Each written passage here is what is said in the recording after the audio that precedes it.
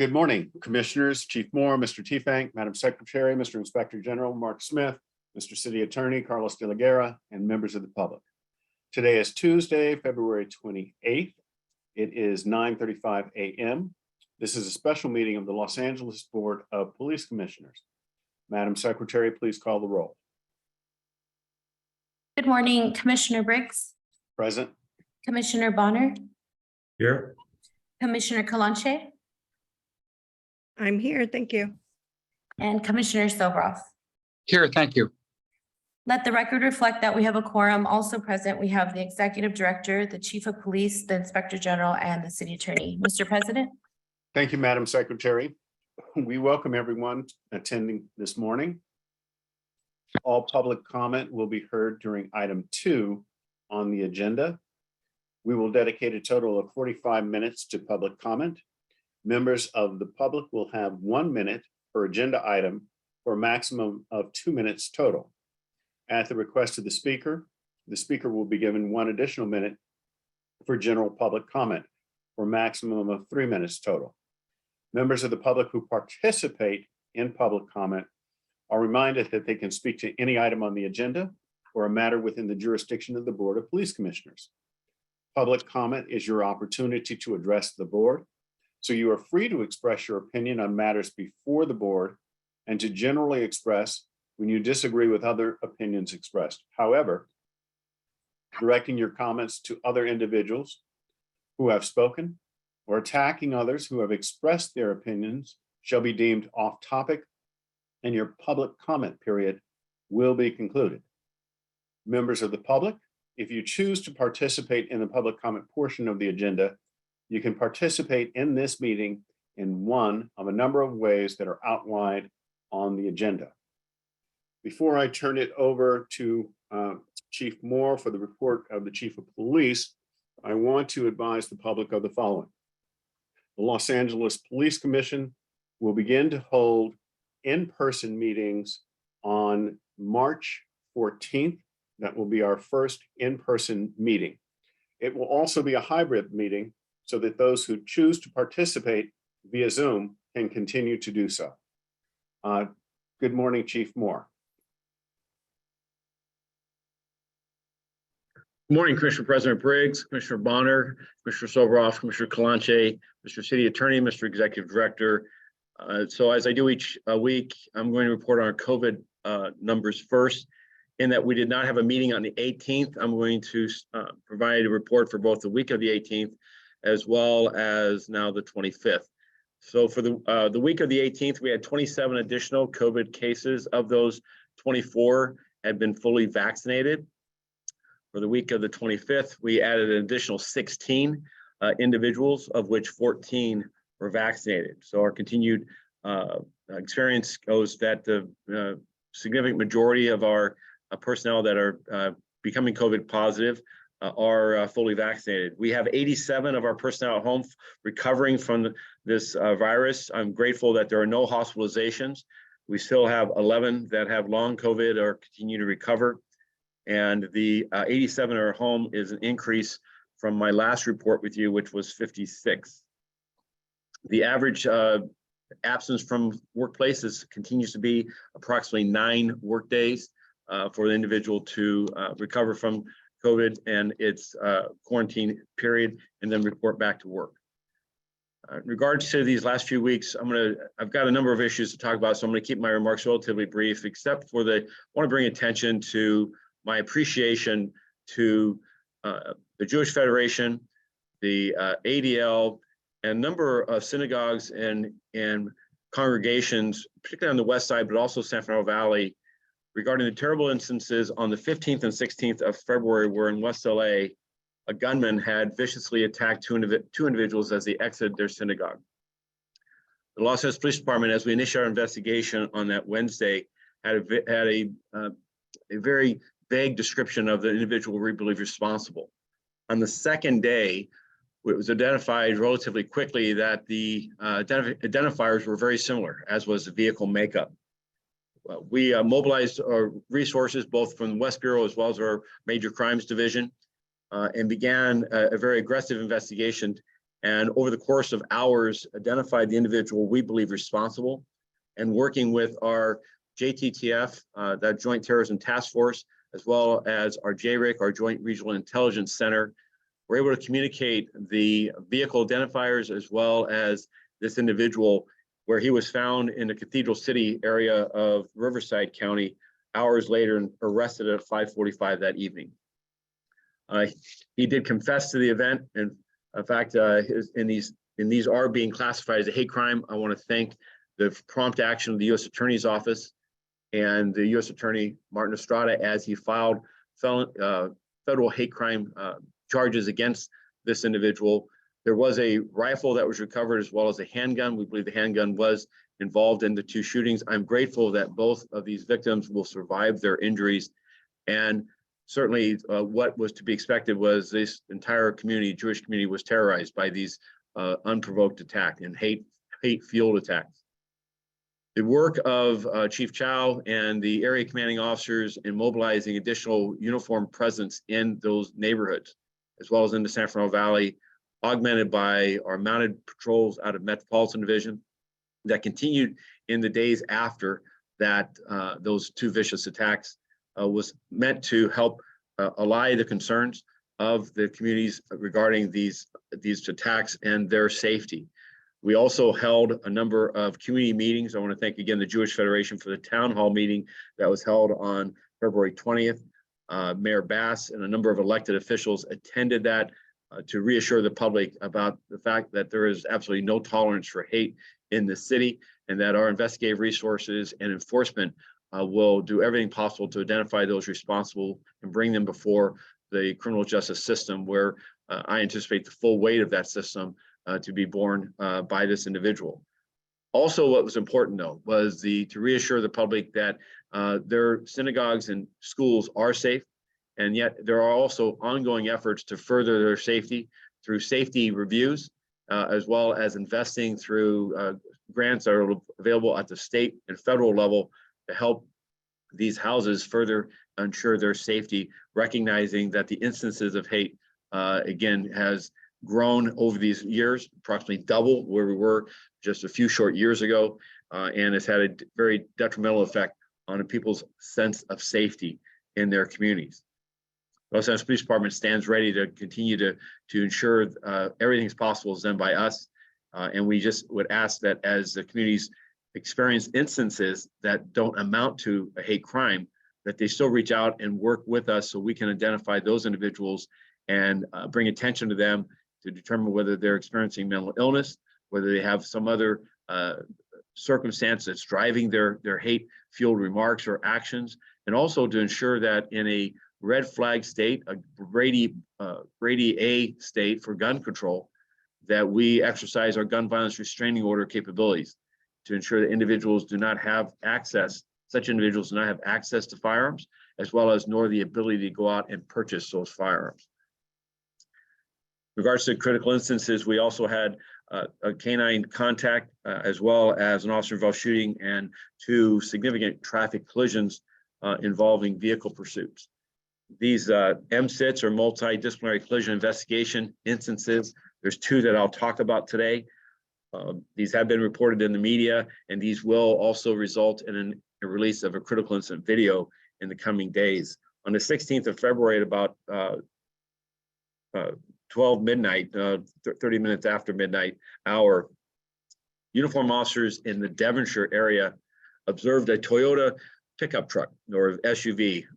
The vehicle was matched the description of an armed street robbery vehicle that had been broadcasted just hours before. That vehicle was traveling westbound on Roscoe Boulevard, and officers observed that the edges of the rear license plate had been bent inward, which obscured the ability to read the license plate. The officers continued in drawing their attention to this individual, and as they did, they checked the front plate. And as they did, they verified that, in fact, it was the broadcasted vehicle description then used in street robberies of 2 juveniles in the Parthenia and Topanga Boulevard area at about 4 o'clock earlier that evening. So at this point, the officers attempted to draw a stop of this individual. The vehicle fled from the scene, traveling again westbound on Roscoe from Louise. They accelerated through a red tri-light, and at the high rate of speed, the officers advised communications that they were in pursuit of a robbery vehicle. As the vehicle traveled westbound, the officers lost sight of the vehicle, and that vehicle failed to stop at a red tri-light and crashed into an innocent motorist that was driving a Honda Civic southbound on Lindley Avenue. After the crash, the driver of the vehicle and the front passenger both exited and attempted to flee. Officers went in foot pursuit and apprehended the driver, and he was later identified as Esteban Garcia, a male Hispanic, 18 years of age.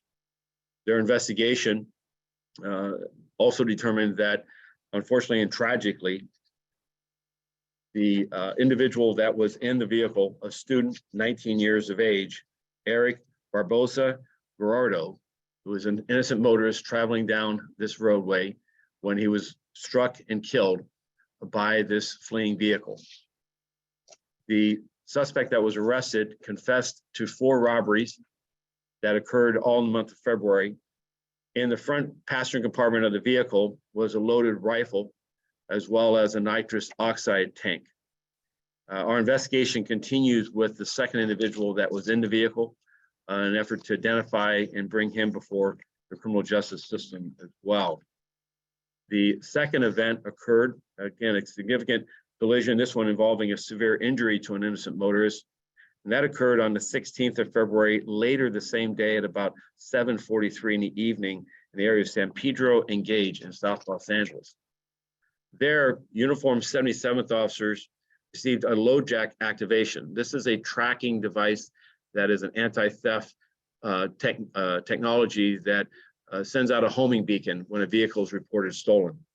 Officers have equipment in their vehicles that eventually alerts them and will direct them to the location of that stolen vehicle.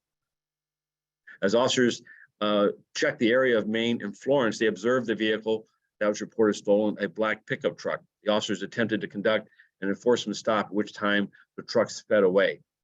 Officers broadcast that they were in a pursuit of a stolen vehicle, and they lost sight of the vehicle as the suspect drove northbound on San Pedro. Moments later, the officers discovered that the suspect's vehicle had collided with an innocent motorist at San Pedro and Gage when the suspect's vehicle drove through a red mid-phase red tri-light. The individuals that were inside the car fled the location from the traffic collision. Responding units captured both, and the driver of that vehicle, a Deshaun Melvin Sutton, male black, 43 years of age, was arrested and charged with evading the police, causing death of a felony vehicle code section. The woman that was severely injured remains in a hospital in a very grave condition where she's being treated for her injuries. Both of these investigations will result in, as I said earlier, a critical incident video being released that will contain the body-worn video and relevant digital in-car video of the officers' actions, as well as whatever information they have had at the moment that our preliminary investigation will have identified. In addition, these investigations received an initial 72-hour briefing, or I did, observing the circumstances of the officers' actions and the decisions that they were made. The evaluation of the officers' actions to initiate a pursuit, the tactics used in the pursuit, as well as the outcome of these 2 vehicle chases will be evaluated in the months ahead. And decision of whether or not the officers' actions met our pursuit policy and the pursuit policy, which is a balancing act of minimizing, whenever possible, the risks to the public, while also safeguarding the public from those who pose a risk to their safety. Those will be matters that will be evaluated. As I look at the instances of vehicle pursuits in Los Angeles, we have seen a marked increase with the onset of the pandemic and an increase in automobile thefts. We've seen the number of vehicle pursuits increase, as well as the number of vehicle crashes resulting from those pursuits. Our efforts are to minimize the risk to the public and to hold officers accountable that as they determine to continue pursuit, that they weigh the options of having a vehicle tracked through the use of an airship or discontinuing a pursuit when the pursuit no longer merits that balance of the risk to the public versus the risks to the motoring public or the pedestrians versus the risks that these individuals pose. I want to clarify in both these and assert that the instances of these traffic collisions occurred out of sight of the officers. The vehicles had, in both instances, escaped, if you will, the officers by the extreme speed in which they sped away. Both of these pursuits also occurred within minutes of their initiation and were not long-standing or ongoing. We do have and will continue to have supervisors actively involved in monitoring the decision to initiate a pursuit, as well as any decision to continue a pursuit in regards to the needs and the balancing of the risk to public safety versus the need to identify and arrest the individual involved in the underlying crime. Next subject I want to talk about is a canine contact, which resulted in a hospitalization. That happened on the 19th of February at about 2 o'clock in the morning. Earlier that evening, just after midnight, Northeast uniform officers responded to a burglary from motor vehicle radio call of the 3700 block of Pasadena Avenue. This is in the northeast area of the central part of the city. Upon arrival, officers met with the person reporting, who verified that a vehicle had been broken into. The officers then observed an individual who matched the description of the suspect that was given to us by the person reporting. While at the scene, the officers observed the individual, later identified as Ricardo Penaloza, near the Avenue 38 and Midland Street location. Mr. Penaloza appeared from around the corner, observed the officers, and fled on foot into a nearby dark-colored Chevrolet pickup truck. Then he drove away from the officers at a high rate of speed.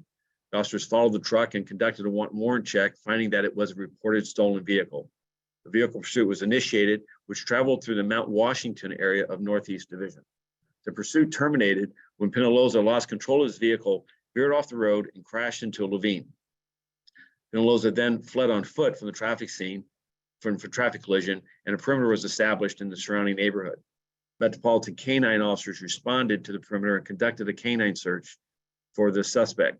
After a lengthy search, Mr. Penaloza was discovered in a crawl space underneath the residence, where a canine contact occurred. During the contact, Mr. Penaloza sustained an injury to his right foot. A short time later, he surrendered to the officers and was taken into custody without further incident. He was transported to a nearby hospital where he received surgical treatment to the injury he sustained to his right foot as a result of the canine contact. The stolen vehicle was recovered at the scene, and no officers were injured during this incident. Force Investigations Division responded and investigating this incident itself. Mr. Ricardo Penaloza is a male Hispanic, 42 years of age.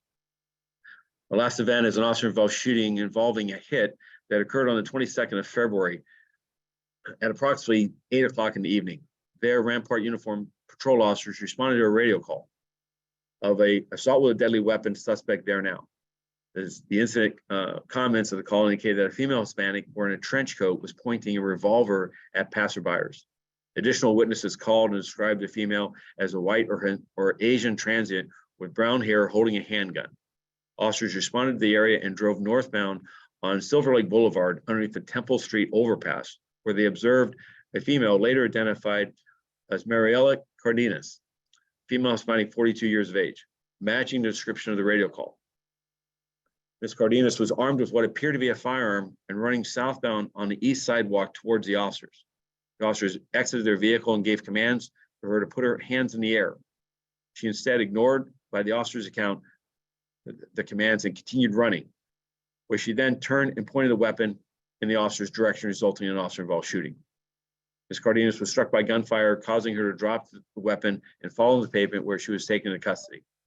She was transported to a nearby hospital, where unfortunately she was later pronounced deceased. There were no officers injured during this incident, and the investigation revealed that the weapon was a black replica handgun capable of firing metal pellets. Again, this force investigation will investigate this event, and this entire matter will be brought before the Board of Police Commissioners in determining the actions of the officers. In regards to in-custody deaths and officer-involved shootings, there have been no change in the number of in-custody deaths, with one in-custody death occurring this year. The number of last year at this point was one as well. Officer-involved shootings, with this last additional one, we now have 5 officer-involved shootings this year to date, Last year's number was 4. 3 of these officer-involved shootings this year are fatal. Last year, that number was 1. Transitioning to our crime numbers, we have continued to see an improvement in our violent crime numbers, specifically in our shooting violence. My last report to you some 2 weeks ago, we had 14 fewer homicides in the city year to date. That number has now increased, and now we have 19 fewer homicides. That's a 33% reduction this year versus last year. In regards to total violent crime, we have a 10.9% reduction overall, with decreases in violent crime in each of our categories. That's 502 fewer violent crimes year to date than last year. In regards to our property crime, we did lose some ground on our property crime rates, particularly in the area of personal thefts and others. However, we still have 633 fewer property crimes this year. That's a 4.1% reduction in property crime. Overall, our total Part 1 crime picture is a 5.6% reduction year to date. Lastly, moving to our personnel stats, I want to thank Commissioner Sobroff for attending our graduation this last week, as well as Mayor Bass, who attended a makeup session of graduations of recruits that during the COVID process did not have the opportunity to graduate from the academy in a formal graduation ceremony. We stand at 9,227 sworn personnel. That's a reduction of 9 fewer personnel than my last report. Our civilian professional workforce stands at 2,642. That's 18 fewer, and that's 63 professional civilian personnel that were under deployed from our budget amount. Our reserve officers have no change at 431. Lastly, in regards to our hiring incentives and our efforts to rebuild this organization, we do have 39 recruits that are taking advantage of the Los Angeles Police Foundation housing incentive, and we have had 332 referrals for individuals that are either former or current city employees that have referred individuals to become a member of this department, including 4 that graduated from this last academy class this last Friday. That concludes my remarks. I appreciate your patience. This was a more detailed account today. Thank you, Chief. Chief, with respect to the incident where 2 members of our Jewish community were targeted by a truly despicable individual, do we know whether or not he had an online presence? And if so, was it the type of presence where he was spouting his hatred? And if that is the case, is there anything that we, the department, can do, or is that solely within the domain of the federal government, the FBI? So the individual was homeless. So he wasn't an LA resident per se. He had frequented Los Angeles as well as other locations across the United States. He was on the radar, if you will, of our FBI partners in what we call guardian leads because of hate-fueled remarks or emails that he was sending to former classmates of a dental school in which he was attending. Additionally, he was a subject that's been he's been a subject of mental health evaluations and was and has been suffering from mental illness through the years. Now, how he came in possession of that rifle, as well as a handgun, given his mental health conditions, is a subject of our continued investigation. We don't believe initially that they were purchased or acquired here in California, specifically in Los Angeles. But lastly, to your point of, is he on our radar as law enforcement officials, and has everything been done? The FBI is continuing to evaluate and go back over their efforts over these last few years in regards to interplay with him and ensuring that everything was done that could be done. Thank you, Chief. Commissioner Calanche, any questions for Chief Moore? Commissioner Bonner? Yes, please. One question, Chief, I think it's going to be one, and this relates to the discussion about the crime statistics. And in yesterday's conversation, there was indication that you were seeing a 35% reduction in violent crime at the CSP sites, at least year to date.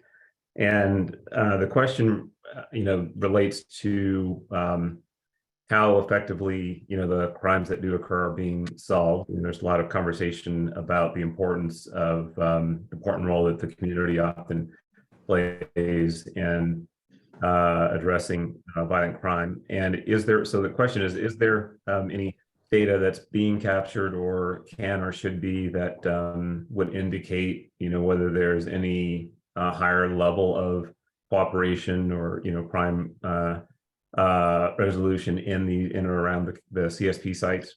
And I'm, speaking to the premise that, the officers are in the community, they're building relationships and the like. And so what do we know about whether that's improving the level of or the capability of solving crimes that occur in those areas? We believe that it does. It does two aspects. One, if it prevents crimes from occurring in the first place by allowing officers working with the community to identify emerging problems or challenges of conflict or some type of violence or an individual preying upon a community. But then secondly, once a crime does occur, particularly a violent crime, is how can the community work with us and us with them to identify the persons responsible. Yesterday, there was discussions regarding some family violence that was occurring in one of the areas, and then an additional one where an individual attacked an older individual at nearby a park. In both of those, the follow-up work with the captain and with Joel Lopez from CSPV shared additional information and insights from community members that were stepping forward and working with us to help us identify those persons responsible. In one instance is to get the family help and support, and the other instance is to identify a person that is preying upon a stranger that was preying upon others, but have been seen previously in the communities. We do look both locally on the week to week, but then more globally over a course of time about what we call clearance rates, or solves cases that are solved and individuals responsible identified, brought before the criminal justice system. And historically, and we're quite proud, is that these are relationships that build in these communities that see those types of clues and tips and leads brought before us to allow us to identify and bring to the criminal justice system those persons responsible. So we do see that. It's a natural attribute. It's one also though that we constantly challenge, because it's not a guarantee. I think that one of the measures we see in community sentiment and support of police officers working in CSP and actually forming those trusting relationships is just that those community members are now working with us to identify and help us bring to justice those persons responsible for violence in our neighborhoods. And just a quick follow-up. Thank you very much. A quick follow-up. How is the work that is done by the SLOs? How does that compare? In other words, I'm more familiar with the work that they do on what I would consider the front end of community relations, but is there any role that they play in addressing crimes that occur, and also any difference in the approach that you may see from the SLOs versus the officers who are CSP officers who are involved potentially at a more intensive level? Absolutely. In fact, so the senior leads are working in a similar concept. The level of intensity, meaning that when a CSP site has 10 officers assigned working in a much smaller community than a senior lead, which will have an entire what we call basic CAR, which may have 50,000 people living within it. But to give you an example of this, on the vehicle pursuit that I referenced involving the robbery suspects, that was information that was actually identified by a senior lead officer by the name of Sean Dinsey from Topanga. I had sent him actually a note of thanks and appreciation, because hours earlier, he sent an email out to the western part of the San Fernando Valley saying, "Good evening, Topanga and Devonshire patrol officers. Attached are photos of a suspect's vehicle involved in a street robbery of 2 juveniles." And he goes on to provide the levels of details, including what they've been involved in. And that was all springing from his engagement with community members that sought him out to provide him that critical data, that information to help us solve those crimes. So that is the type of work that we see regularly by our senior leads, in addition to the coordination of neighborhood and business watches and the dissemination of information. Just this last week, I spoke with the Sherman Oaks group of business owners where the senior leads there's actually two because they split the Ventura corridor, are starting a business watch because of the more recent instances of petty thefts and public disorder crimes, that they have a sense that they're losing control of that business corridor, and that it's driving away business owners. And we asked about, was there a business watch ongoing, and there wasn't. And so those senior leads are now going to start that, working with the community to help the community work with each other about an awareness of those of instances of crime, persons that we believe that may be contributing or responsible for that, to ensure that that feedback loop comes back to the department so that we can steer our efforts toward identifying those responsible. And then the feedback loop goes back to the community itself so that they know that their work matters, and that partnerships with us is going to improve the conditions of their businesses and of their efforts there in the Studio City area. That is replicated throughout the entire city, and it's one of the initiatives. I know that Commissioner Kalanche just yesterday, I believe, met with our community engagement subcommittee. At least I have some notes here from Commander Flores that indicate that the ongoing efforts there of how do we ensure those senior leads are optimizing their community engagement techniques and strategies to build more cohesive communities that are self-sustaining and not simply going to a town hall, but actually engaged in the collective work of improving the safety by working with us and alongside us. Well, and thank you. I know you follow up with Commissioner Kalanche. I know she has an interest also in establishing, metrics and things of that nature that put you in a better position to actually measure those dynamics. And so I have a suggestion along those lines, and I'll follow up with Commissioner Kalanche. Thank you. Thank you. Thank you, Commissioner Bonner. Commissioner Soboroff. Chief, last week I had an opportunity to experience, not only look at, but experience the virtual reality program that we have now. Can you go over how many people have gone through it, what their response has been, and what the plans are? I've never seen anything like this. It is 2 steps beyond anything that's anywhere, I think, in the country. And from what I see in the national news, it's only in 2 or 3 places in the world. How are we going to benefit as a department by getting it utilized as much as possible? So for those that may not know the system you're referencing, it's a virtual reality system that was funded by the Los Angeles Police Foundation.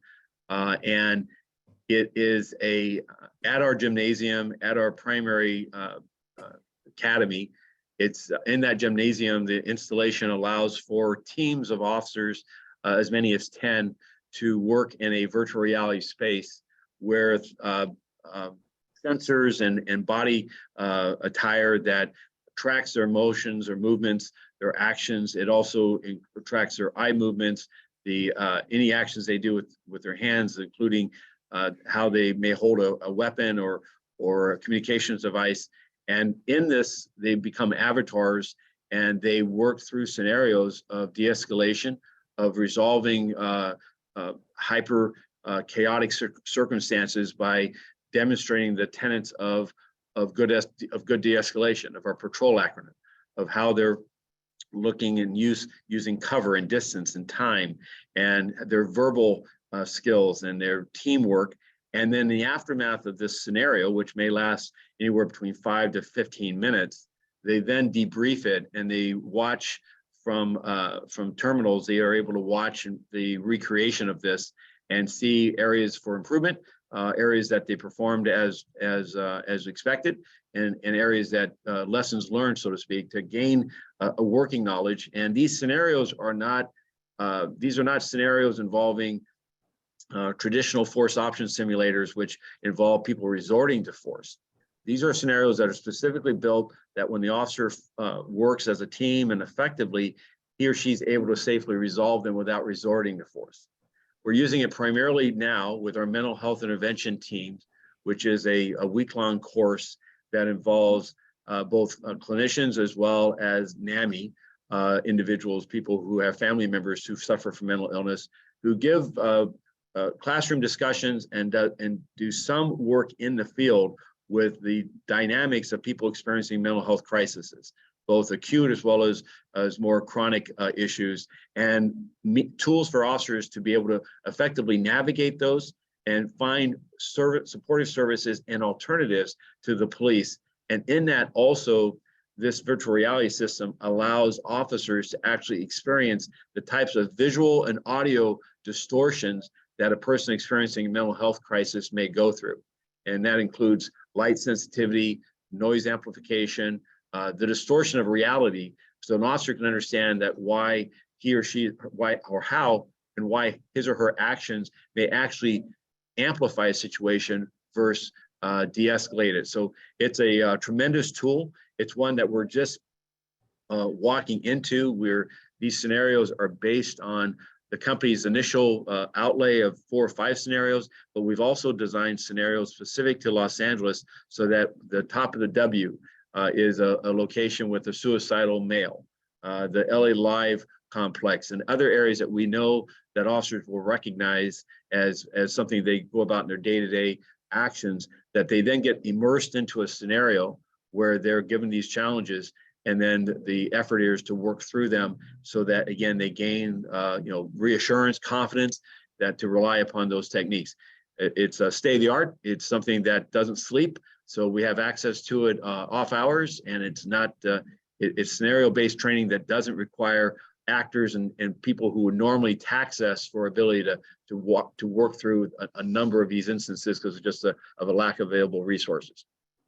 Chief, will it be able to add to its library scenarios or situations that have occurred in Los Angeles that have been troublesome either to you or to officers or to the public, where they could become a part of this library? I mean, I'll name 3: Trader Joe's, Burlington Coat, and the issue where we had the after action report.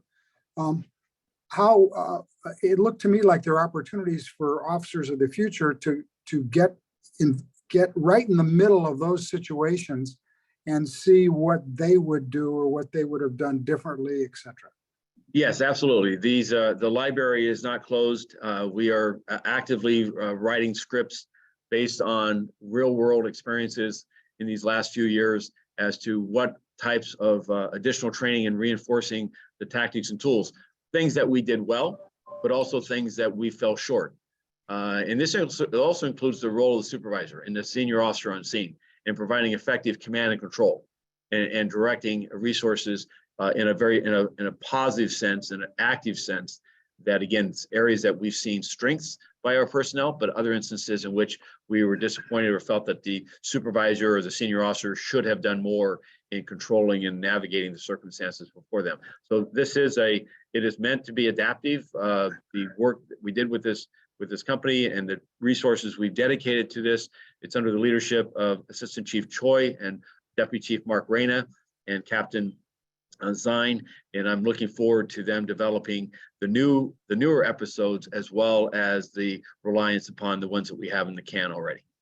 Okay. The other question is, one of the things that I noticed was it tracks the eye movements of each of the participants. Are they looking in the right place? Right. It tracks if there is a shot fired. It tracks the bullet and how it may bounce. It tracks backgrounds. It has just a remarkable range of learning potential for officers. Yes, we're very pleased to have, again, the ability to acquire it. We do think it's the next generation of effective training for our in-service, but also our recruits. Thank you, sir. Thank you, Commissioner Briggs. Thank you, Commissioner Soboroff. At this time, there being no further questions for the chief of police, we're going to go to item 2 on the agenda, public comment. Madam Secretary, can you please open it up? Thank you. Okay, our first speaker is T. Hello. Hi, what items would you like to speak on?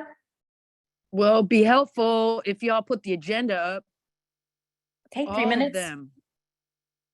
Where's the agenda, please? No agenda on the screen. Power and strength to all the families impacted by police violence. Y'all shot a woman in Silver Lake. That is the 4th person you have killed. And it's only the 2nd month of 2023. You know, y'all show up and you talk about more training, more money, you know, more virtual this and that. No amount of training can conquer the evil y'all commit. You shot this woman without even evaluating the situation. She's dead. And I think she was a homeless woman.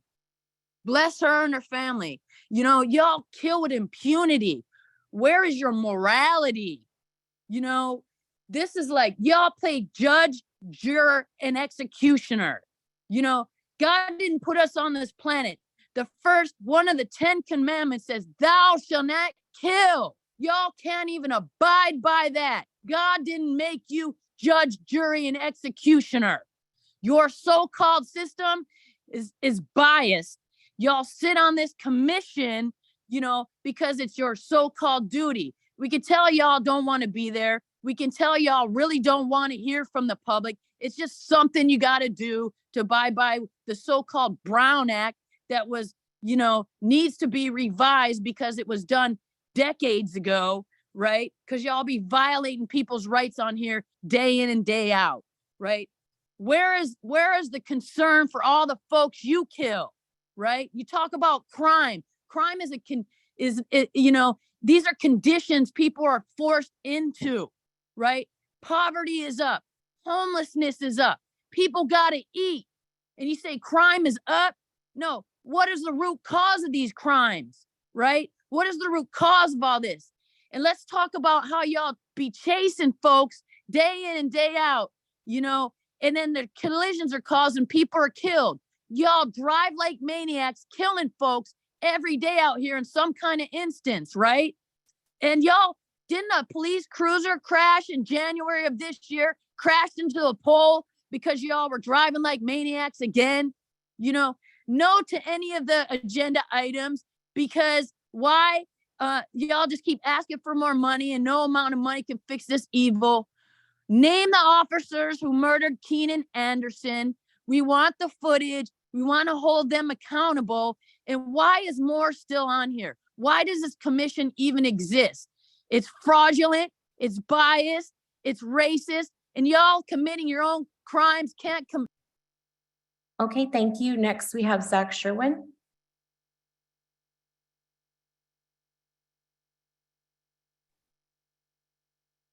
Yes, I'd like to speak to all items. Okay, 3 minutes. Okay, all right, so you guys are going back to back in-person meetings. I will be fascinated to see what kind of restrictions you continue to impose on speakers, or if you're going to go back to giving everybody 2 minutes to speak after every item. I want to congratulate the commissioners on the hard-hitting questions that those of you who decide to ask any questions at all pose to the chief. 4 people have been killed in the city this year, and you're asking questions about CSP and virtual reality programs. I'm not saying you can't ask questions about those things, but I mean, of all the topics that might be on your radar, for those to be the things that get brought up, doesn't paint the most accurate picture of what's going on in the city and what might be on people's hearts and minds. I also want to say that I think one of the commissioners referring to the murders of Meli Corrado and Valentino Oriana Peralta as respectively, and I'm quoting here, Trader Joe's and Burlington Coat. That's about the most insensitive way I can imagine to refer to the deaths of actual people, let alone, if I understood the question correctly, implying that those actual scenarios that resulted in the murders of actual people are going to be turned into VR simulations so that the cops can practice doing it better. Regarding item 3G, I want to begin by pointing out that the word report on this item is spelled with 2 P's. But more substantively, the police dog that this item, whose donation this item concerns, is going to come from a dog training facility called Adlerhorst. Vice did an article on this facility a couple years ago because Adlerhorst is also the name of, quote, a World War II bunker complex built to hide Hitler in the Bavarian Alps. So again, just to make it clear, this week, commissioners, you're being asked to pass through, and we know how readily you rubber stamp the donations put before you on these agendas. You're going to be rubber stamping through the donation of a dog that comes from a facility named after Hitler's bunker. Now, the founder of Adlerhorst denies that that's where the source of the name is. He just chose the common name Adlerhorst, that ubiquitous, very common name Adlerhorst that we're all so familiar with. If all of us had a nickel for every time we'd heard the name Adlerhorst, we'd be rich enough that we wouldn't need to retire, take our drop payment, and then magically unretire to become the chief of police. And speaking of the chief, in this meeting, he's talking about the Jewish Federation and the ADL and how there's, quote, no tolerance for hate in this city. One of the commissioners is Jewish, and you're going to rubber stamp this donation on through. Civic leaders, the pillars of our city, the highest standards of professionalism and ethical conduct and police oversight, and being the voice of the people. Man,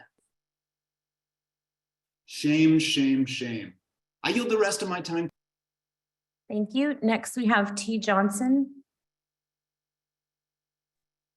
Hello, can you hear me? Hi, yes. What items would you like to speak on? All, please. Okay, 3 minutes.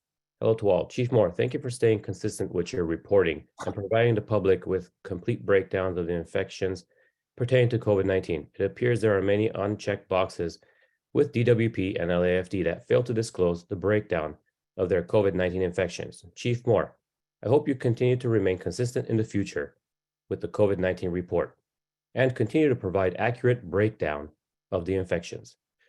I have also read that the City of Los Angeles has granted all exemptions that were submitted prior to January 31st, 2023. The City of Los Angeles is stopping the differential treatment of only testing its unvaccinated employees. With this being true and accurate, why does the COVID-19 mandate 18734 remain active? Is this true? Is it true the City of Los Angeles, if the City of Los Angeles gets rid of the COVID-19 mandate, the City of Los Angeles would be responsible for paying back over $2.6 billion that was received from U.S. government from implementing the COVID-19 mandate in the first place? This to me certainly gives an appearance that this mandate was created as a financial incentive for the City of Los Angeles under the clever disguise that it is for public safety. I have yet to see how the implementation of this disguise that it is for public safety. Perhaps Mayor Bass can provide detailed explanation to the public, which I highly doubt. Chief Moore, thank you for finally acknowledging publicly that the majority of the positive COVID-19 cases are of the vaccinated employees. It would be nice to hear from the rest of you speak of this vaccinated positive illness rate. This is nothing new. It has been documented since Chief Moore was requested to provide the public with a breakdown between the vaccinated and unvaccinated employees. February 2023, the total infections are 103. The vaccinated made up 91 of the 103 infections. The unvaccinated only made up 12 of those 103 infections. Drop this ridiculous City of Los Angeles COVID-19 mandate now. I yield the rest of my time. Okay, thank you. Next, we have caller ending 1264.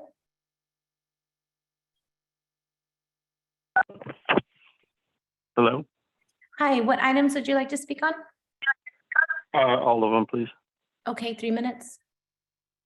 Yes, Chief. Talking about the Foothill Division and the illegal vendors that have come into the residential area of my neighborhood. I've got a letter from Foothill Division telling me that they've already did patrols in the area, which doesn't really mean anything. They just drove by and looked at the situation and have done nothing. And when you allow people to come into your neighborhood like that lawlessly and sell illegally on your streets, I mean, that's only going to invite more criminal activity. So I went to a neighborhood watch meeting, and there was another resident there that was talking about the same problem, people vending in front of her house. And it is out of control. I mean, the residential areas are supposed to be for the residents, for their activities, not for these marauders just come in and do whatever they want and invite all this other illegal activity into our neighborhoods. We pay property taxes for that reason, and they don't. They don't pay any taxes, by the way, and we don't know what merchandise they're selling and whether it's stolen or not. But it is not good, and you know that. That I don't know if your neighborhood is like that, but those are basic security measures to not have outside people coming into your community, because you know that bad things will happen. And I'll just leave the rest of my time for other callers. Thank you. Okay, thank you. Next, we have caller ending 7867.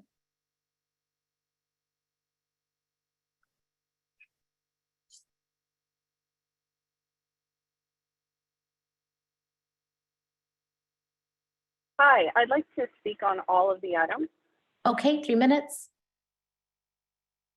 Okay, yeah, I just want to address the item with the dog.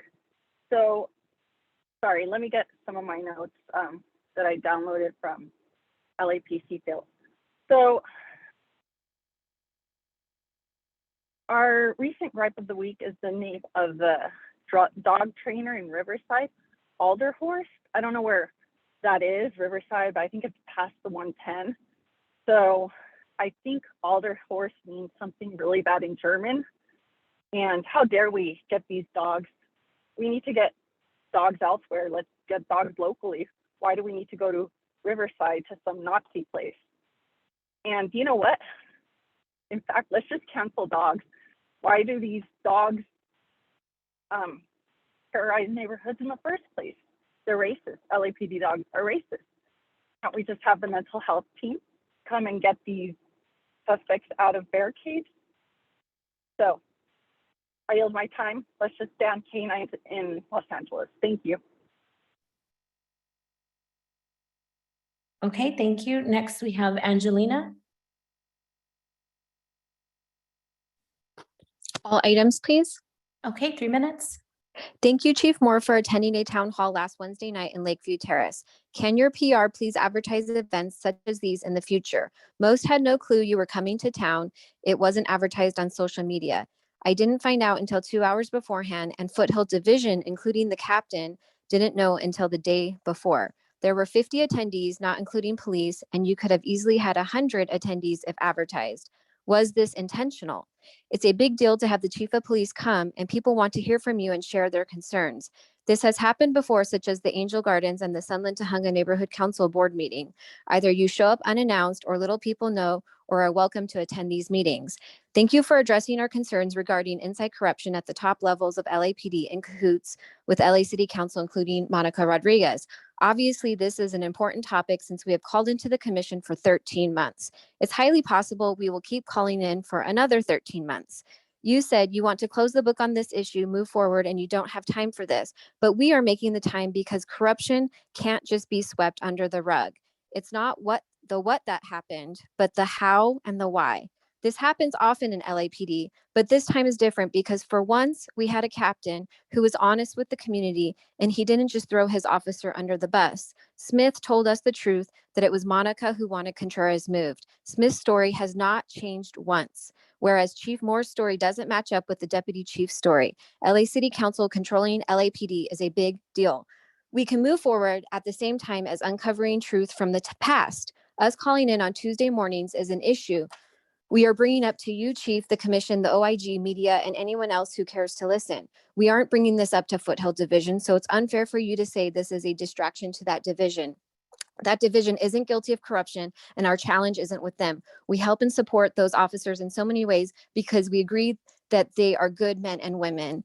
We have faith and confidence in them as well, and we recognize too that they work hard. However, your remarks on Wednesday were concerning and add to our suspicions about inside corruption.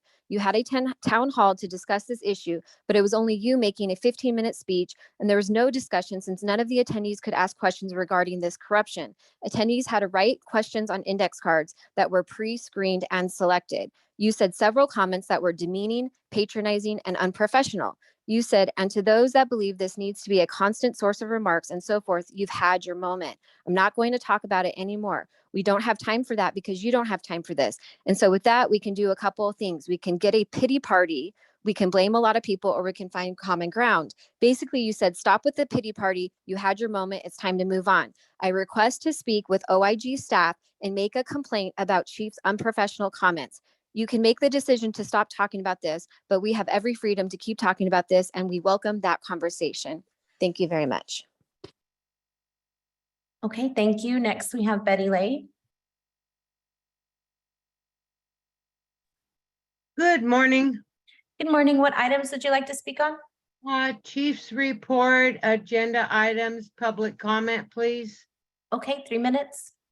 Okay, well, I do support Chief Moore and his report. I appreciate the data and information he gave on this new virtual reality training. That sounds promising. I support agenda items A, B, C, D, E, F, G, H, and I.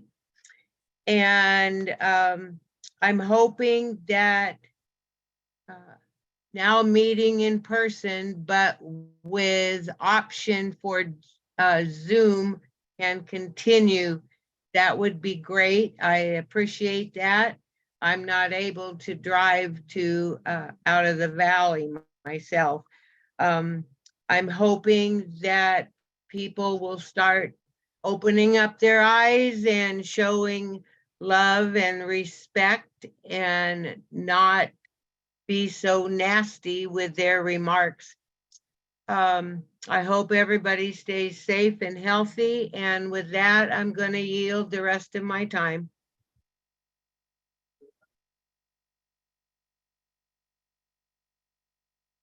Okay, thank you. Next, we have Philip Tabby. All items, please. Okay, 3 minutes. I support our police officers and please let them do their work. Political influence to a certain level has no place in public safety. We have a chief of police who has sold his soul, just like our current district attorney. Chief Moore, you're inconsistent, and quite frankly, you are rude to the people you are supposed to be serving. Mike, you work for us. We do not work for you. To the new commissioners and the press, take your notes. It's downright insulting for our chief of police and deputy chief to attend a town hall meeting in Foothill, inform few people, and insult community members. Shame on you for telling us that our pity party is over. First off, it's no pity party. And guess what, Jack? It ain't over. At this meeting, you repeated the same nonsense and still have not addressed the issues. Let's go back to the January of 2022, when the Foothill community was very concerned that you made a senior lead officer Contreras when you moved him. But according to Hamilton, it was him. Who's telling the truth? Many concerned community members wrote letters. I still have those letters. Attended these meetings in search of the truth. It's not the who, Mike. It's the why. It's the how. The people deserve to know. You, Hamilton, and I even sat down. Remember that, man to mask? You failed to address the concerns we had, and you never said my concerns were wrong. As 2022 continued, we find out through news articles, soft on crime, Monica Rodriguez is being investigated by the FBI, and Contreras was a whistleblower of public corruption. We find out Captain Smith notified the authorities of this information. 2 weeks later, he was demoted, moved. The reason? He allegedly made a comment to a gang officer. Mike, we see right through you. These two spoke truth to power. They upheld the oath they took. If you move Smith for his alleged comment, why is our current captain still at Foothill for worse actions, some of them on tape? One pending situation is this captain has sexually assaulted a female community member, allegedly by putting his hand on her thigh. I believe there's an investigation. Funny thing is, the captain's still at Foothill. Why? Because he's playing along with your nonsense. You have created a culture and command staff throughout the department to keep your mouth shut, go along with the agenda. Otherwise, you're going to get smithed. Mike, you will bow down to anyone as long as you can secure that chief's pension to gain that vote. Why do you think officers want and opt in to go to a board of rights? We are not going anywhere until you make this right. We see that you are not serving the people, Mike. You are just serving your ego and the corrupt politicians. You pick and choose, Mike. You pick winners and losers. You choose what gets investigated and what does not. Mike, telling a lie 100 times does not make it true. LAPD, why is not LAPD investigating all of this? They should be. Let's get all of these officers and command staff under oath and see who's. Okay, thank you. Next, we have Adam. Hello, Hi, what items would you like to speak on? all of them, please. Okay, 3 minutes. Great, thanks. Sorry, I would have not had my mouth full of breakfast if I had known that I was speaking next, which you could easily do by just announcing who's speaking next when you call on the last caller. But that besides the point. Good morning, Becky. Hope things are well. I'm glad that the chief got off talking about vehicle pursuits, started off talking about vehicle pursuits this morning, particularly when these vehicle pursuits started by the LAPD continue to kill people, cause unknown and unmeasurable harm in the community. Because, you know, as officer involved shootings,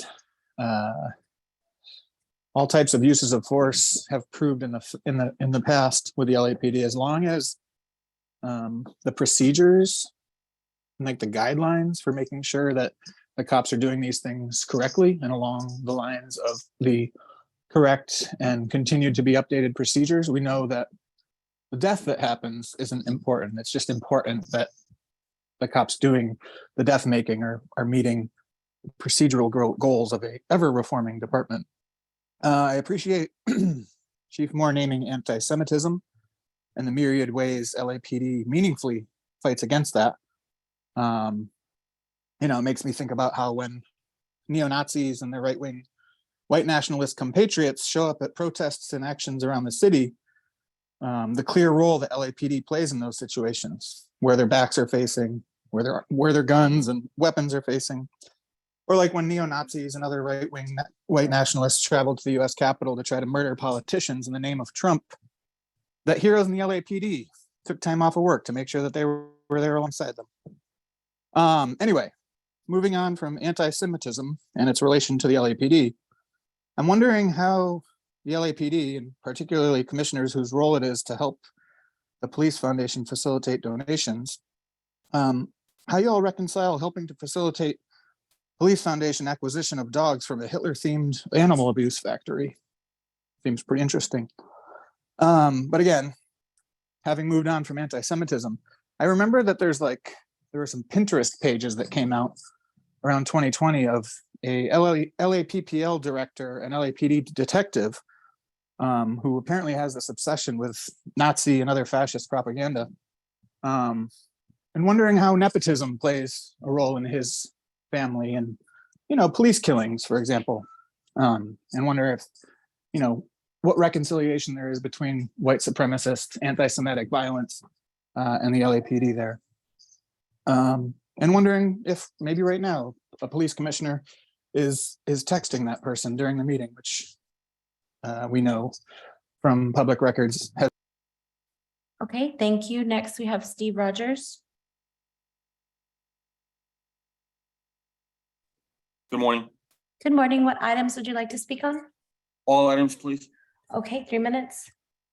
I want to commend the LAPD on the excellent work that they did in getting a suspect into custody on the shooting of the 2 Jewish individuals. That was a horrendous crime, and it demonstrated that the LAPD is capable, using its resources, to make a quick and timely arrest that put that community's anxiety to rest, hopefully. And hopefully we don't see repeats of that. A hate crime is a hate crime, is a crime, and victimizes the entire community, and that is not to be tolerated. Hate should not be tolerated. I'm quoting here from people on the meeting, and from certain elected officials.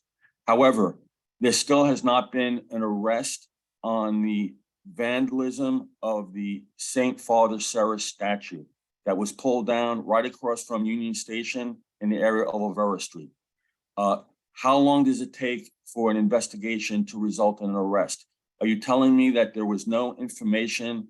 And it sounds like the resources of the LAP were not used in that particular incident. I realize it's only property to some people.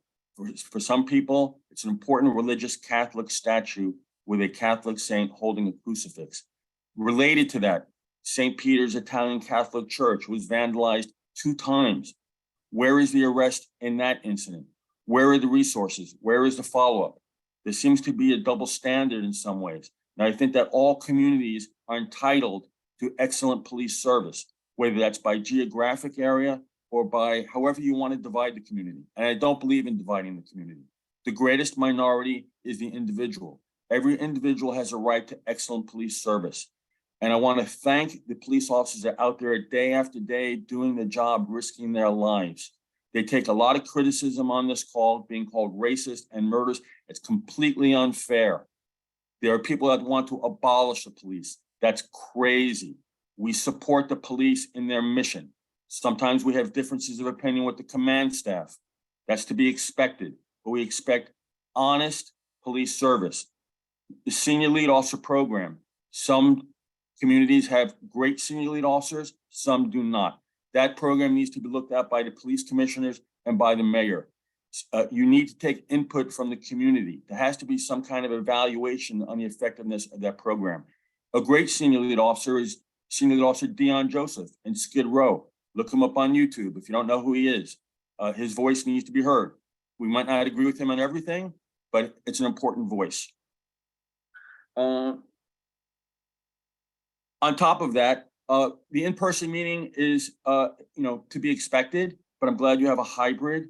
Really, the meeting should not occur at 9:30 in the morning on a Tuesday. We need to have a better time and a better way of having more inclusive voices to hear. Okay, thank you. Next, we have caller ending 3146.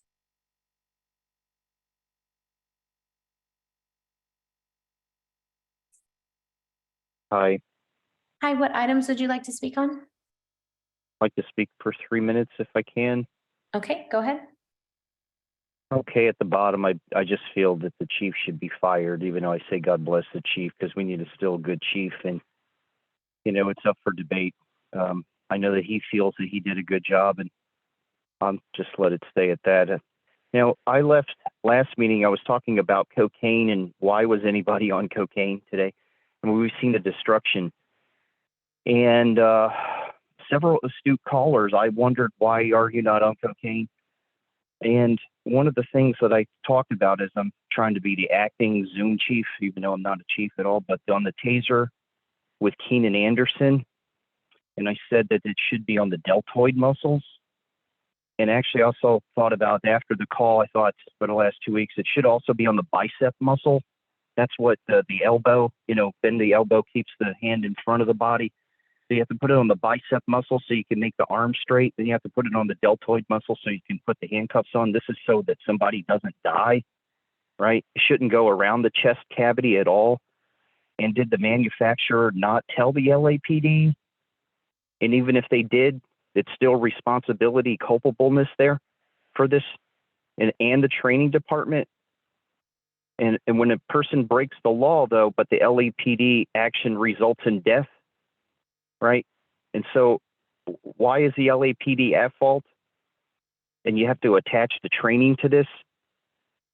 You have to ask the question, why is their policy is so that the suspect doesn't end up dead and the officer doesn't get a criminal charge, right? So it's there supposedly to protect people. So without a policy, though, the suspect ends up dead. That's a murder. That's one of the things I've been trying to, hyper on. See if I can talk about some other topics. Brigadometer guy, dude, I don't feel welcome here because if I say some things, I'll be cut off. So I don't feel welcome. Wanted to talk about Jamil Shaw Jr. again. He was shot in the face, the same as the overdose at the high school. And it still goes to the sanctuary city law, which is like hate crime. I ain't missing you at all. I still ain't missing you. You can call her at the sheriff's department. You miss her so much. I don't miss her. She's going to do the cover up corruption there like she did at the LAPD. And when they get a couple new commissioners, which is probably going to be the same as the old, the LA charter needs a change, and they need to reopen all closed cases that Eileen closed. They need reopening, and they need to be reassessed. And Steve Soboroff needs to be arrested for what happened with Rosario Mack. He's compliant in that murder, not a policy. These are things that should have. I don't know why anybody has to talk about this kind of stuff. I think they do 98% excellent service, and this 2% is so gross. That's all I can talk about. Even though I think. Okay, thank you. Next, we have Allegria.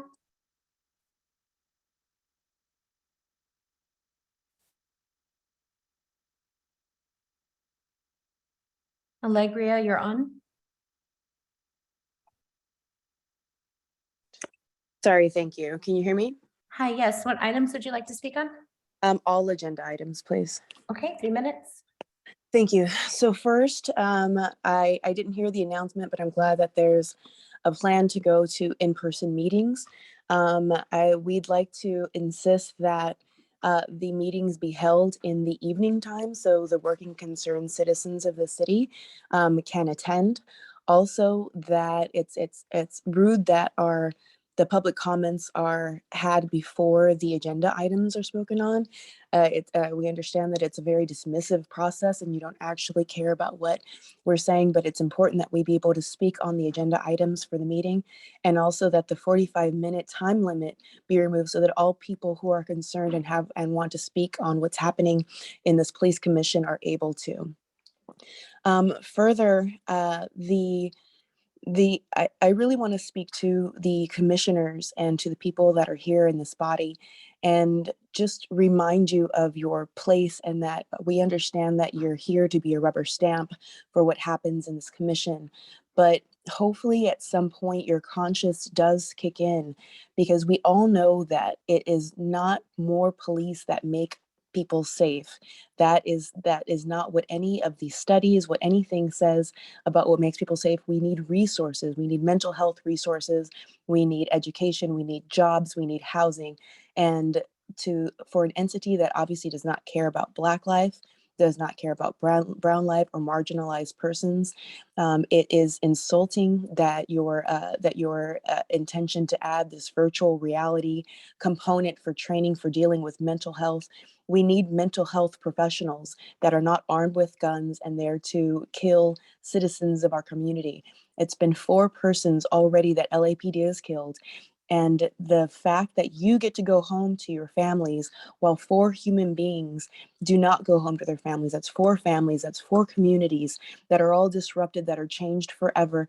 And it's unacceptable.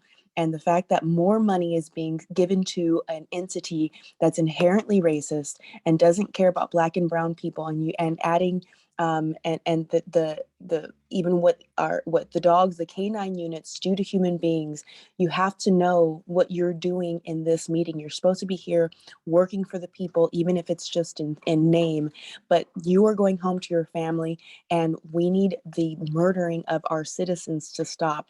And what you're doing is adding to the destruction of our community under the farce of training and supposedly keeping communities safe, when we know that's not how that works.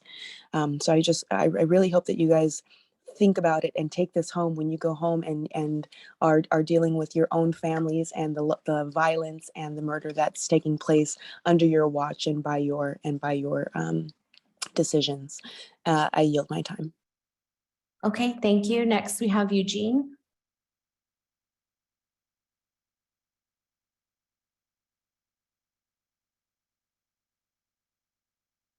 Eugene, you're on.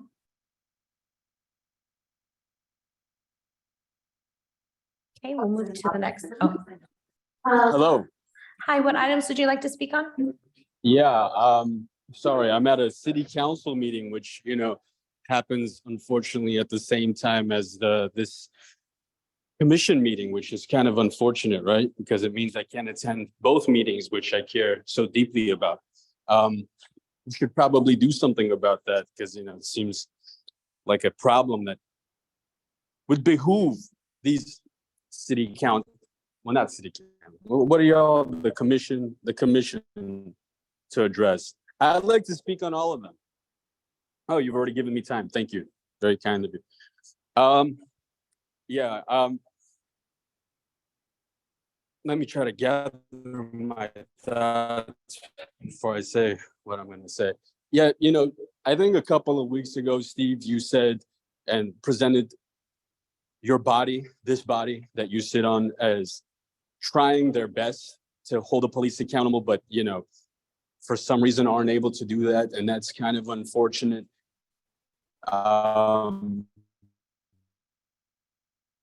If it were true, we follow y'all, we know, followed your history, and listening to the people about holding the police accountable. You don't even pretend to do that, or even pretend to be impartial.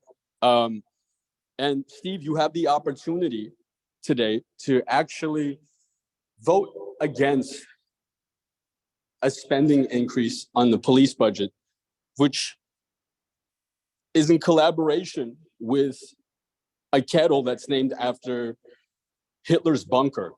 And as a fellow Jew, I would hope that that would be a cause for concern, not just for Steve, but for everybody sitting on this body, right? We don't want to work with people that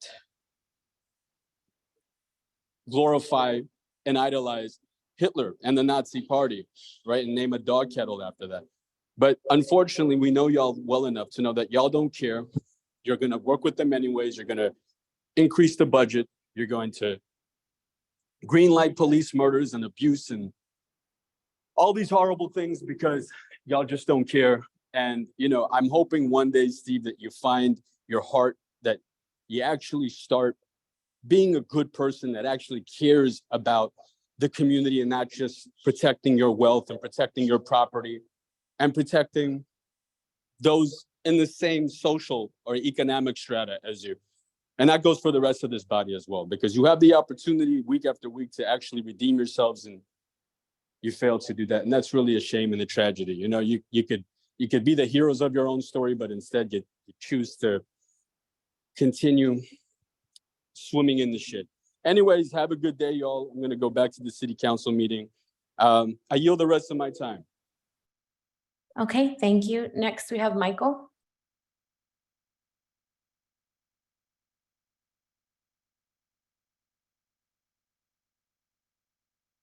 Michael, you're on. Okay, am I on? Okay, I'm on. Okay, can you hear me? You can hear me, right? Okay. Hi, yes. What items would you like to speak on? On the public comment, but I mean, all of them really. I mean, I just Okay, find it thank to be disconnected. And you guys, your agenda is very disconnected from what the public's actually talking about. You know, having a police commission meeting at 9:30 a.m. on a Tuesday, you know, it's a testament to the commission's disdain for the public comment. It's, you know, it's obvious. Your disrespect for us is palpable, right, Chief Moore, Mr. Pity Party, Chief Bended Knee? You know, so we look at our city and we see all the trouble that happens in our city, and the agenda item is a bunch of glad handing and virtual meeting stuff, and or virtual police stuff. We're doing like video game type things for the kids and what dumb stuff. Anyway, the LAPD chief position should be an elected position, elected by the public, by the voters, not selected by the mayor and the police commission. Or you guys are all biased.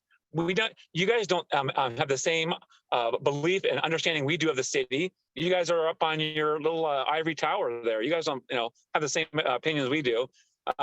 The other item is the Unibrow statute. It's yet to be reinstated or even investigated properly. But I'm sure if it was a Star of David, it would have been immediately investigated and they would have had somebody. Even though all you got to do is a little bit of searching on the internet, and you can see it was the indigenous people who are the ones that tore the thing down. There are pictures of them on the internet. So you see the ropes going down by their feet. They're the ones that took it down. It's like if somebody says I robbed the store and I say I didn't do it, and I got the stuff in my pocket. I robbed the store. It's in my pocket. It's kind of obvious, isn't it? And finally, I want to say I support the LAPD. I support the officers that are doing their job, that are actually doing community policing, that not hate the public. They love the public because they want to keep it a city that's a city of law and order. Thank you. I yield my time. Okay, thank you. And Mr. Chair, that was our final speaker. Thank you, Madam Secretary. At this time, we're going to go to item 3 on the agenda, the consent agenda items.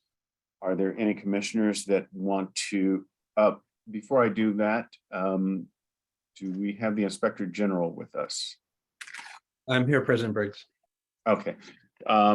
You wanted to make a statement in response to one of the individuals who had commented on public comment. Please go ahead. Thank you, President Briggs. One of the commenters today, Angelina, made a request to get in contact with the Office of the Inspector General. I just wanted to be sure that commenter had the opportunity to know how to reach us. All of our contact information, the different ways that we can be reached, are online on our website at oig.lacity.org. You can also reach us by phone at 213-893-6400. Thank you very much, President Briggs. Thank you, Mr. Inspector General. At this time, we're going to item 3. Are there any questions about any of the items from the commissioners? Seeing none, I move that we adopt items 3A, B, C, D, E, F, G, H, and I. Is there a second? Second. Motion's been made and seconded. All in favor, say aye. Aye. Aye. Motion carries. Thank you very much. This time, we're going to go to item 4 on the agenda, the verbal presentation and discussion by the Oscar Joel Bryant Foundation relevant to activities in recognition of Black History Month. And we have Lieutenant Shannon White, please.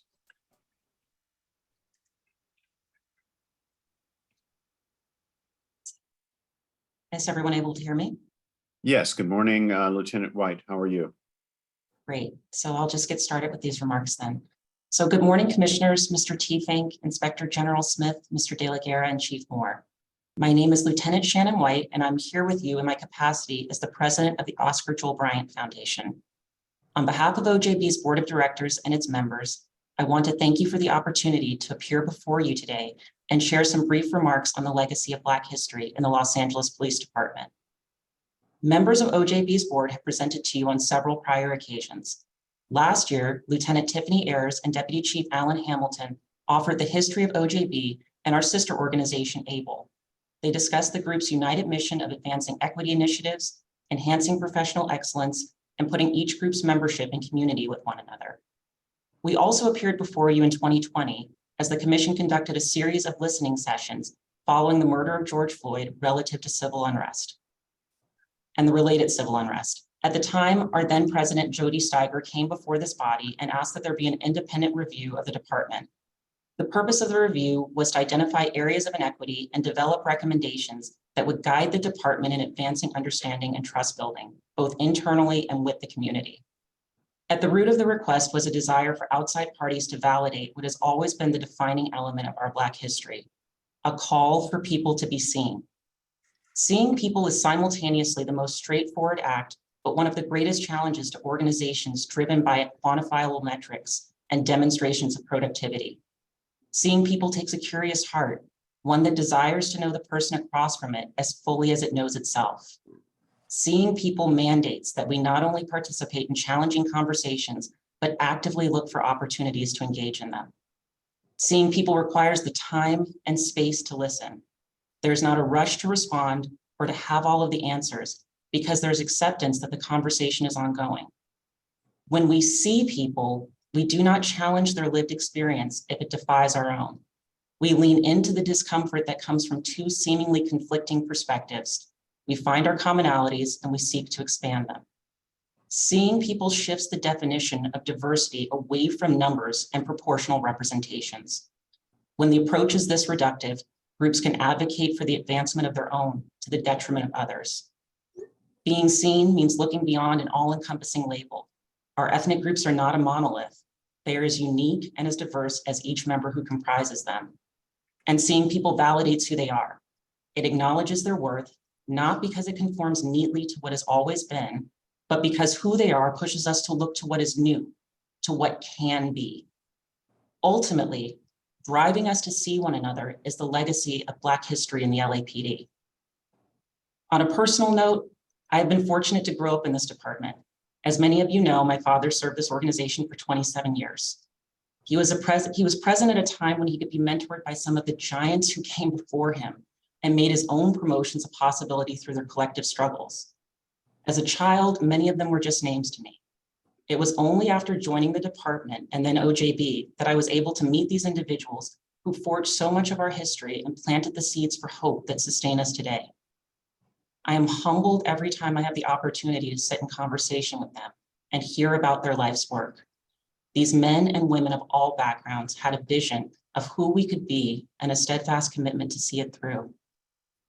But when I talk to some of the Black members of the LAPD who came before me, there's a unique element of sadness. For all of their efforts to eradicate the racial divides and bring communities together, there's a quiet acknowledgement that their work remains undone. We've seen the advancement of Black people to the highest echelons. Barrier after barrier has been broken as people have become the first to hold positions across this organization. But when we listen to how we speak to and about each other, it is evident that there is still need for growth, that we must still delve into uncomfortable spaces and only emerge when we can accept the person standing next to us as our brother or sister. This is not work to be done in the advancement of one group. It is the plea of people of all walks of life, of all backgrounds, and across generations. And so perhaps this is our challenge to you. If this body is to do anything to honor the legacy of Black history, let it be to center its work on fully seeing people, to shaping policies and initiatives that change the culture of the organization in such a way that the work that so many started so many decades ago can finally be called complete. I thank you all for your time. Lieutenant White, thank you very much for that statement and your participation here in commemoration of Black History Month. I have a couple of questions for you. Does OJB assist with and or participate in the recruitment of Black officers? Can you speak to that and some of the activities and conduct, some of the activities of the foundation around that? Yes, Commissioner. So we're very fortunate that we have great partnerships with the department and all of the other employee organizations. Over the past few years, there's been a robust effort to ensure that each of the employee orgs are incorporated into the recruitment and retention process. And we've seen that there's the development of a community outreach at the beginning of the recruitment process, mentorship through that whole process and through the academy, and then ultimately once they're on the department as well. And that's been spearheaded by various people, and it's been heartening to see, to make sure that people of all backgrounds within this organization have an opportunity to succeed. I thank you. Can you elaborate a bit more on the mentorship of folks in the department and their advancement in the department itself and through the ranks? Yeah, so the mentorship for career development tends to be structured in several parts. It's direct preparation for the interview and testing process. You find that there are mock orals, general preparation seminars for that process, and then also direct mentorship to the person if they're looking to promote. And then there's also testing prep that's available to people. ABLE actually controls a fund that they make sure to apply to other people outside of ABLE. They can apply for it and then use it in order to take test prep through All Right testing. And so that's particularly significant for officers and sergeants and people also pursuing detective and lieutenant, because there is a multiple choice test that can be challenging for those personnel. With respect to OJB's initiatives, as we look at what we're going to do moving forward, I think it's important to uncouple the mentorship from promotion or career advancement. When we talk about the place our employees are in any given year, there are thousands of employees that are not taking a test or taking an interview for another spot. But what they need is support from the organization in the space that they're in, whether it's professional excellence, whether it's having a better dynamic within the environment that they're in, or dealing with things outside of work.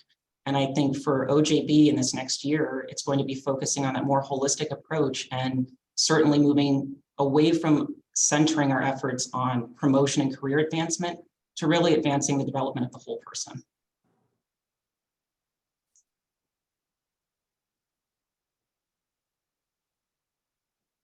Thank you, Lieutenant White. Commissioner Kalanche, any questions for Lieutenant White?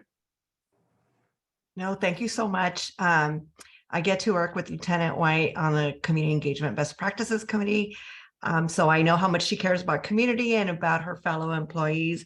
To your point about, so thank you so much for that. But to your point about reaching out, I do see weekly emails that are sent out by OJB, letting folks know about either promotions or opportunities within the department. So thank you for that. That go out to everybody in the department. So thank you for that. Thank you, Commissioner Kalanche. Commissioner Sobral. Sure. Lieutenant White, that was as articulate of presentation and that I've seen in a long time. And you beautifully represent a wonderful foundation. I'd like to ask you about some of the partners that the organization has, because it goes beyond your own boundaries and also includes associations of Asian Pacifics, etc. Can you talk about how broad you've that you've reached out and continue to reach out with your partnerships? Yes, Commissioner. So I can't stress enough the importance of the other affinity groups within the department. So there, as you referred to, there's LEAP. We also partner with LAPOA, LLA, there's HAPCOA, Noble, ABLE, a lot of letters. But these are all organizations in order to reach different parts of our internal community and then also the external community. And so talking about the neighborhoods where our officers are serving each day, OJB also endeavors to partner with them as well. We're very proud of the fact that we have a Know Your Rights seminar that's been offered to a number of different clergy communities and schools in order to help people understand truly the engagement with the law enforcement. So what does it look like? What should we be doing and what are our responsibilities? What are their rights in those interactions? And it's designed to make it so that people feel comfortable and that it's not meant to be a mystery. We also do continuous outreach with other Black organizations within the community, supporting them in their initiatives, whether that's things during the holidays in order to reach out and offer our services with toy drives, donating food during the holidays. But they're all meant to be different touch points for our membership so that they can be in community with other African American neighborhoods in a non-law enforcement capacity. I think that's the most important thing when we look at what it is to start developing more trust with the community, is to have those opportunities to spend time with them, to be in fellowship with them, and to have it be away from anything that's centered on the work that we're sent out to do each day. Thank you. Thank you very much. Congratulations. Thank you, sir. Thank you, Commissioner Soboroff. Commissioner Bonner. Yes, please. Thank you. Thank you, Lieutenant White, for for being with us and for the presentation. I had one comment and then a question. And the first comment is that I'm pleased to see the focus on the importance of people feeling that or being seen and feeling seen. I think at some level, if you listen to many of the voices all around the table, so to speak, it's pretty fundamental need, I think, that I hear that comes through a lot of comments, is the importance of being seen, understood, and heard, as an individual. So I appreciate that focus. The question is about the organization also itself and kind of where it's been and where it's going. You mentioned some of the discussion from those who have come before you. Policing itself is probably like democracy itself is always going to be a work in progress, in need of continued change based on the changes in society and the like. So every organization that is forced to evolve in some way, shape, or form. And so I wanted you to comment on how OJB, either has evolved or is evolving in some way. You referenced, for example, the shift in the focus from mentoring for the purpose of promotion to mentoring to focus on, the individual, and maybe that's the latest example. But just talk a little bit about how the organization has been evolving and kind of, at a high level, how you see it evolving. Yes, sir. So I think the way that the organization engages with its membership in the department is a reflection of the relationship with the department. When it was first founded in 1968, I think it would be fair to say that there was lots of space for improvement and how the LAPD saw its Black personnel, the spaces they were allowed to occupy, and then also its relationship with the community. As we've continued to improve as a department, the nature of what OJB is and what it functions as for its membership shifts. And so what we see now is that this is less about the idea that Black employees aren't allowed to be in certain spaces. It's to that kind of finishing work of what does it mean to be seen? What are some of the tougher conversations to engage in so that there's better understanding of what the true community dynamics are? And so to your point, it's always going to continue to be a moving target for us. It's about reaching out to our membership and then also to representing people that are not members. I do not think that you need to pay dues in order to have advocacy for you. We are very fortunate that Chief Moore extends himself and has quarterly meetings, has an open door policy for us. And so it's continue to advocate for any voice that is not heard. It is truly about reaching out to the unheard and making sure their needs are met. And so, as I said, that in this next year, it's looking at mentoring the whole person. If we're successful at that, then we look at what comes next, and our membership will guide us, as will the temperament of the department and our overall relationship with the community. Thank you. I'm going to ask you a follow-up question that's kind of a tough question, but I think you can handle it at least, or at least you can give us your some thinking about it. The part of the question is about how the efforts you mentioned, particularly relative to and when I'm thinking of mentoring, I'm thinking not just the traditional notion of that, but as you mentioned, the broader effort to improve the well-being of the the individual, if you will. And the department also is making similar efforts just across the board with the ABLE training and other efforts, areas of focus on officer wellness and so on. And the question is about one part of the question is if and how the OJV efforts are integrated with and connected to the broader department efforts. That's one part of the question. And the other more difficult part of it, I think, is whether there is even if there is some connection and integration there, whether there's additional efforts that's needed. And what I'm thinking of in particular, I'm somewhat involved with a group that is focused on the absence of Black psychologists. So just like if you're a woman, for example, and you have some particular issue that you need to talk about, there are circumstances where you're going to get a better result potentially if you're speaking with a female psychologist than you might with a male psychologist of a different age and a different generation and all of those kinds of things. So and this is not about bias, it's really about this issue of people feeling that they are being seen, heard, and understood as the individual that they are.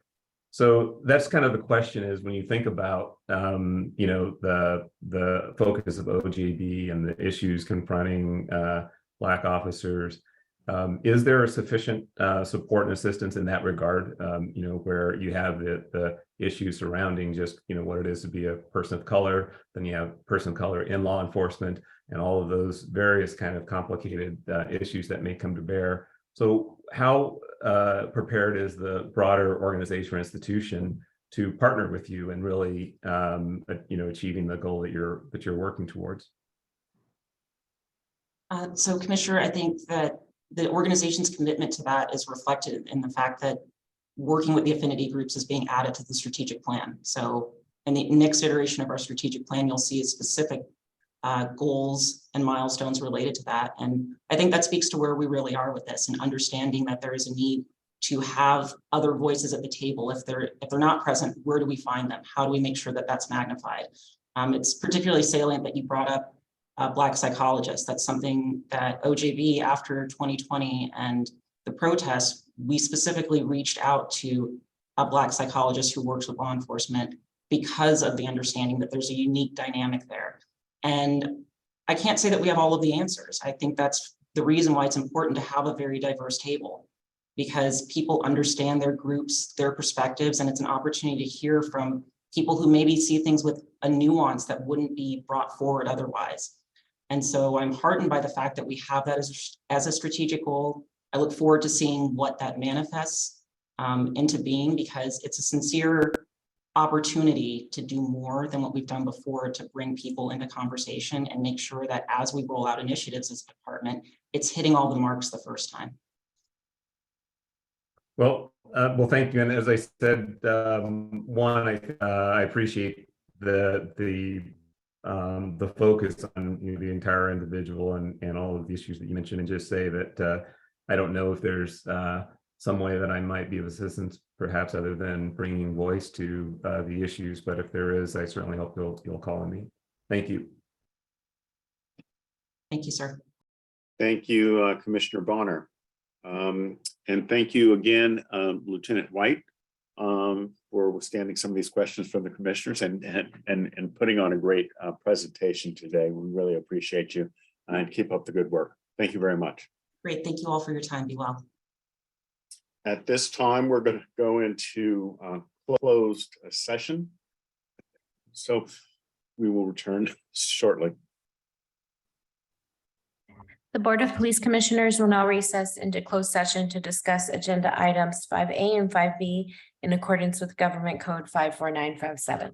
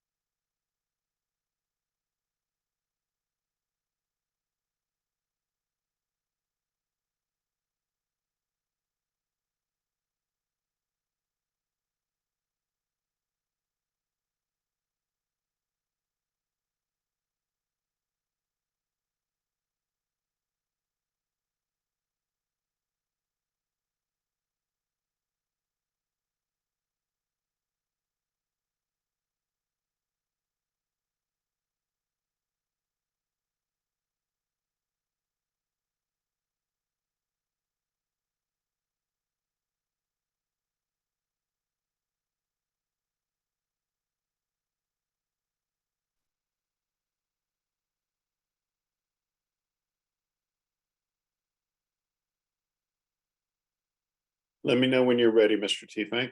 I'm ready, sir. Okay, can you please read out from the closed session? Yes, sir. Commission's concludes work in closed session relates to item 5A1, officer involved shooting 008-22. The commission adopted the recommendations of the chief of police on a 4-0 vote. Those recommendations were tactical debrief, 2 police officer 3s, 3 police officer 2s, 1 police officer 1. Drawing exhibiting in policy, 1 police officer 3, 2 police officer 2s. Less lethal use of force in policy, 1 police officer 2. Lethal use of force in policy, 1 police officer 3. Relates to item 5A2, non-tactical unintentional discharge number 013-22. The commission adopted the chief recommendations on a 4-0 vote. Those recommendations were tactical debrief, 1 police officer 2. Drawing exhibiting does not apply. Unintentional discharge, administrative disapproval, negligent discharge, 1 police officer 2. Item 5B1 was adjudicated on a 4-0 vote. Item 5B2 was adjudicated on a 3-0 vote. Commissioner Kalanche was absent from that vote. That concludes the report out. Thank you, Mr. Tiefenk. And for everyone still present with us, our next meeting will be March 14th, and that will be live and in person, as I said at the beginning of the meeting. There being no further business before the Board of Police Commissioners, I move that we adjourn until that time. Is there a second? Motion's been made and seconded. All in favor, say aye. Aye. Aye, motion carries. Thank you, everyone. See you on March 14th.